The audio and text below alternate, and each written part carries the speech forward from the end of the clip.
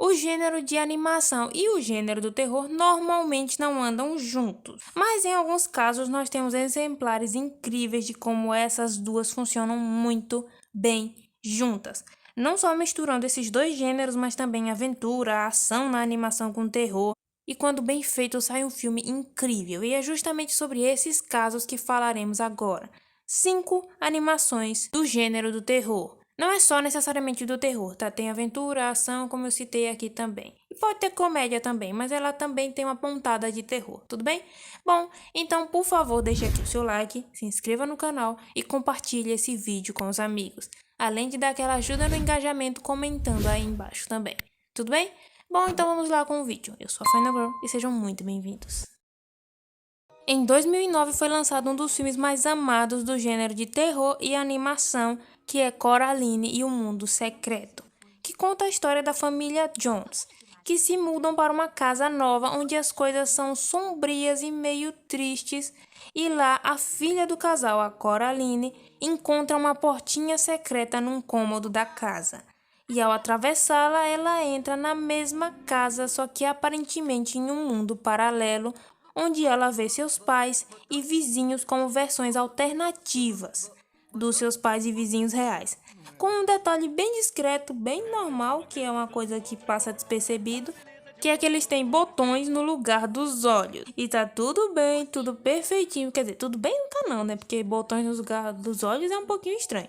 Mas além disso, né, a vida dela nesse novo mundo tá perfeitinha demais. Até que a outra mãe, como é chamada a mãe paralela, começa a agir de uma forma estranha e mais controladora e, claro, assustadora. E esse filme tem elementos de terror bem recorrentes, como o visual dos vilões, essa aparição da outra mãe que é simplesmente traumatizante, além de outros vilões secundários controlados pela outra mãe, que também são bem marcantes. O filme todo é feito na técnica de animação stop motion, que é basicamente eles fazem todo um cenário na vida real e tiram várias fotos movendo pouco a pouco cada objeto e personagens. E assim, ao juntar todos os quadros, temos um movimento ali. É uma técnica muito boa e só acrescenta a atmosfera do filme, que fica cada vez mais sombria devido ao realismo das coisas. E esse filme deve tirar o sono de muita gente até hoje. Eu mesma, quando assisti da primeira vez, quase não dormi porque eu me choquei de verdade com um filme bem assustadorzinho desse tipo. Quando falamos de um filme sobre uma casa de terror, normalmente nos vem na mente aqueles filmes em que os espíritos estão assombrando a casa. Umas vibe meio Invocação do Mal mesmo, sabe? Tipo, espíritos aparecendo na casa e tudo mais. Eu acho bem difícil a gente imaginar que a casa literalmente está possuída, a casa mesmo, a estrutura da casa, e vai tentar te devorar.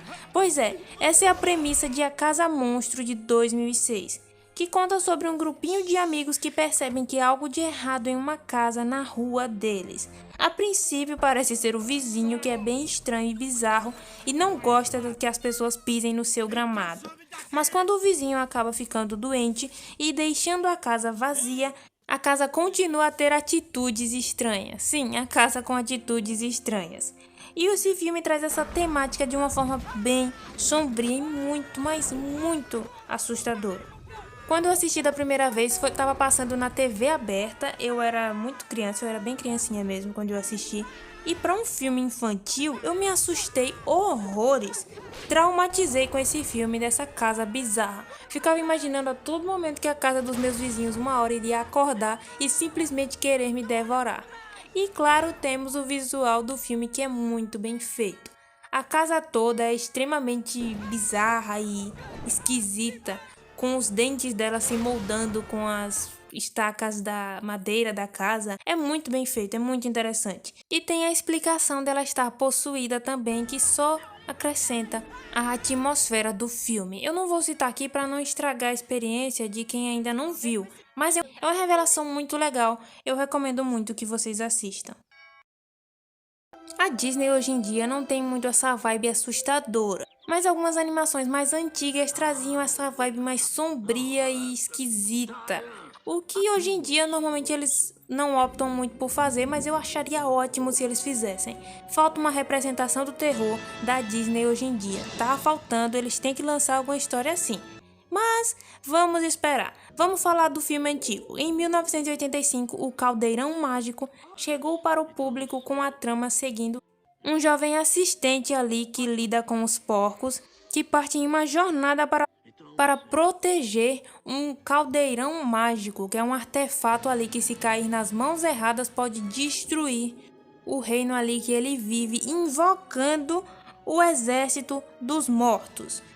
Pois é. E junto com seus amigos, eles enfrentam os desafios e perigos para ir em busca desse caldeirão mágico antes que ele chegue nas mãos do Rei dos Chifres, que é o vilão desse filme. E como eu disse, apesar da Disney ser conhecida atualmente por suas animações mais fofinhas e com uma mensagem bem legal, na época que ela lançou esse filme com aspecto dark e com um dos vilões mais assustadores de todas as animações, que é justamente o Rei dos Chifres, com seu visual icônico.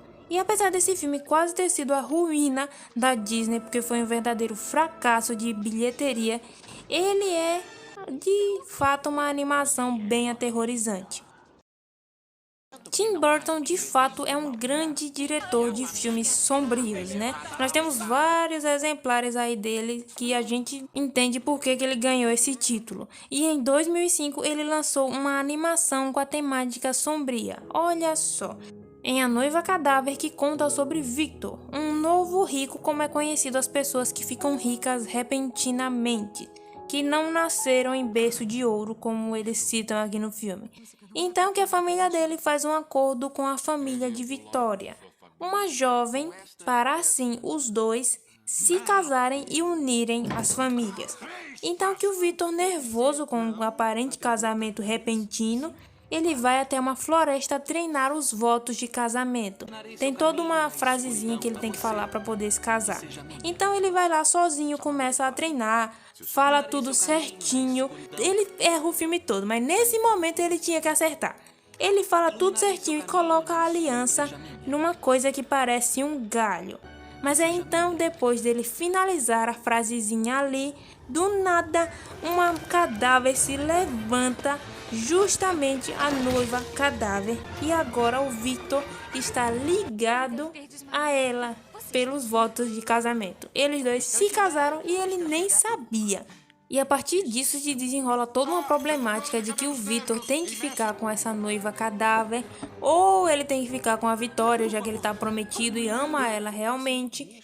E é uma história muito legal de se assistir. E ele tem toda uma visão sobre a morte. Esse filme trata de temas pesados que levam para um ar mais sombrio. Nós vemos o local ali dos mortos e mais ou menos das pessoas contando sobre como é a morte para cada uma delas, e também os traumas relacionados à própria noiva cadáver, que a gente tem uma revelaçãozinha ali no final de como aconteceu dela ser essa noiva cadáver. É uma história muito legal e muito interessante de se assistir. Esse filme também é feito pela técnica de animação stop motion e é muito bem feito, é uma história muito interessante, muito legal mesmo. E como vocês podem notar por essa listinha, né, eu amo stop motion. E de fato é uma incrível técnica que sempre gera um filme muito bom. E com Paranorman não foi diferente. Esse filme conta sobre Norman, um garoto que tem a habilidade de ver e conversar com os mortos. E então o Norman acaba descobrindo sobre uma maldição local envolvendo uma bruxa e decide investigar. Só que ele acaba se deparando com uma horda de zumbis. E eu sei que pode parecer uma zona, mas o filme é muito bem feito e com uma história cativante de terror e comédia. Esse filme leva os filmes de zumbi a um nível intrigante que dá uma humanizada em quem são realmente esses zumbis, que eu não quero dar muito spoiler para não estragar a sua experiência. Ele tem, como sempre, um ótimo visual com várias características desse subgênero que é o zumbi, além de uma história muito boa, com personagens cativantes e incríveis. O Norman é incrível, aquele amigo dele também, apesar de ser meio idiotinha, mas ele é muito engraçado. E claro, um ótimo plot twist. Quem gosta de animação e curte terror, assistam que esse filme é muito bom. Então, pessoal, mas e aí, vocês já assistiram algum filme desses? Eles passavam muito na TV aberta de manhã. Pois é, filme de terrorzinho assim passando de manhã. Mas eu amava assistir quando eles passavam, era muito bom, era muito legal. Mas e aí, vocês já assistiram? Deixem aqui nos comentários. E se vocês lembram de outras animações de terror, deixem aqui nos comentários também. Eu amo assistir as recomendações que vocês mandam. Eu monto uma listinha e quando eu tiro um tempinho eu assisto várias. Deixem aqui nos comentários, tudo bem? Bom, muito obrigado pela atenção e paciência de sempre. Até a próxima e tchau!